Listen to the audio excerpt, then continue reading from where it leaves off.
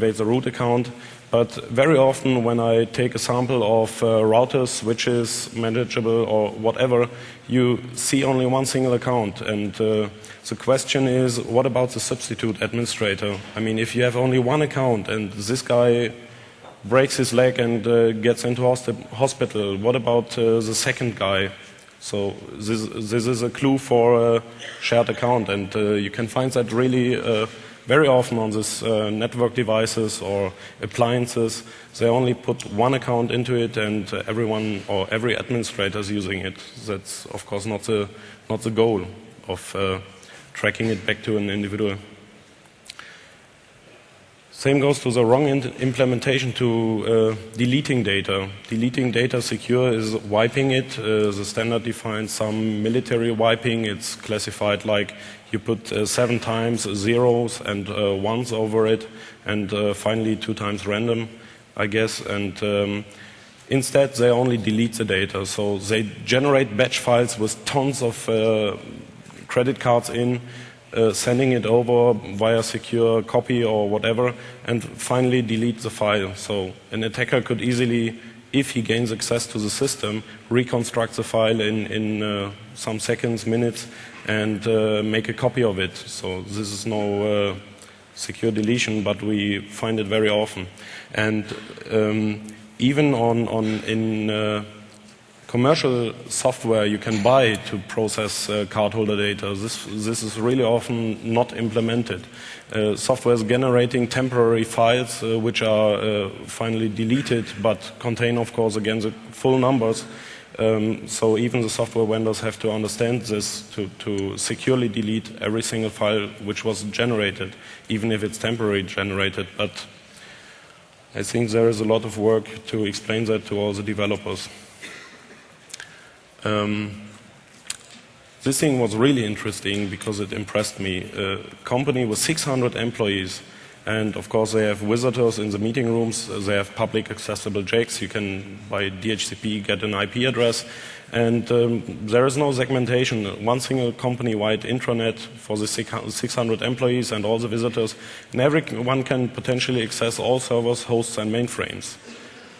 That's a really interesting trust relationship.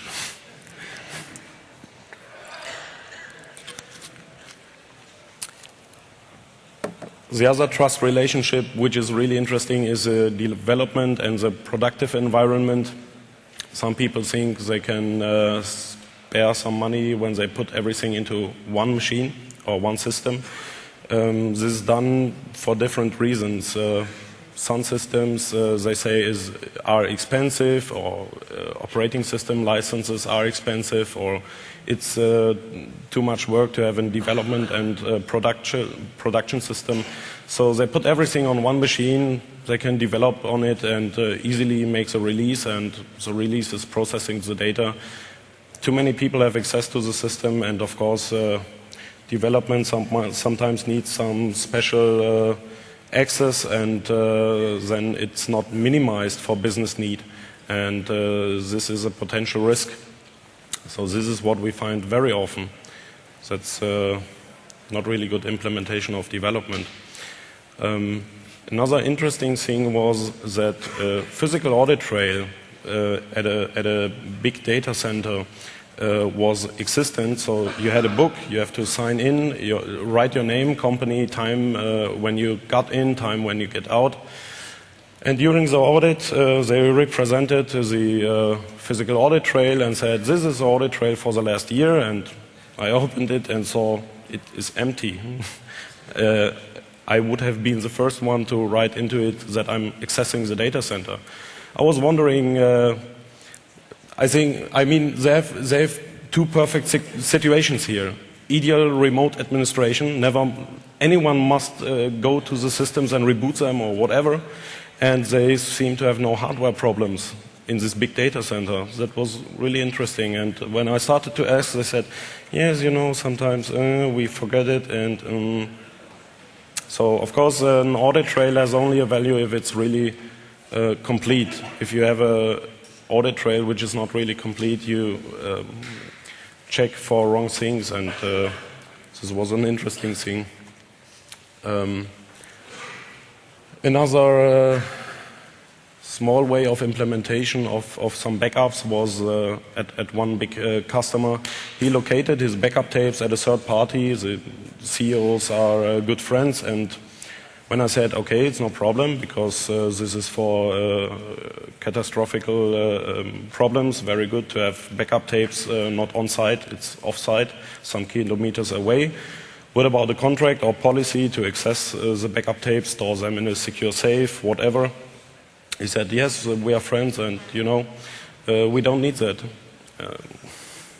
I mean, everyone could make a copy of it or throw it into the trash and someone can pick it up. If you Google a little bit for backup tapes and credit card problems, you will easily see some serious problems from some banks or other companies. They send data backup tapes to some data storage entities via UPS or whatever. It's not secured or protocoled or audit trailed, and the backup tapes get lost, or some more pop up somewhere else. It's not the way it should go, so you should have a contract and a policy which clearly defines where to store it and how to move it to the site, and here it was not done that way. No system hardening in general was interesting. At one database, or at one database cluster, they had the complete compiler collection installed. So it's a nice service for some attackers. I mean, what does a compiler collection do on a database system? So it was not really hardened. Same goes to the different editors. I mean, if you represent an attacker, all the editors, he can check which one is his favorite. Me, for example, I hate VI and Vim, so for me it would be nice if I attack the system to have some different editors to get quicker to the interesting parts. On productive systems, we have seen also at the audit, the scan was okay and everything was secure from outside, because the firewall didn't let us give a clue for the INetD, but in fact it was running on the system. And when I asked for what is the INetD on this productive system, they said, good question. And they checked out and saw, yes, the software was formally installed for a test, but we forgot to deinstall it, but we shut down the server. The problem is it was a Debian system, and if you have an upgrade of the software, it restarts the server. So it was running because they didn't harden the system and put this INetD out of the software packages. Same goes to different software like wget. I mean, this is you can put data securely by SCP or whatever to the system. You don't need such weak tools, which are only a good service to attackers, so they have a complete environment to work on. So you should harden your systems, but what we see is very often that they are not hardened. The systems that we see, or the operating systems that we see, are really different. They use everything from BSD to Linux to Gentoo to Microsoft flavor. Everything is possible. Even only Microsoft, completely Microsoft-based environments and completely Linux-based environments. We have seen everything. But sometimes we also see some very old Red Hat 6.2, Red Hat 6.0, SUSE, I don't know, 7.2, and Windows NT, and some very old Debian stable distributions which were still on the productive system up and running, but in fact these are no more maintained, and you don't get security patches for these machines, and they are still processing cardholder data. So when you start asking for the patch management, we switch to the next one. We have two options of answers. The first one is we will do that soon, and the other one is we never change a running system. For some systems, I can understand that.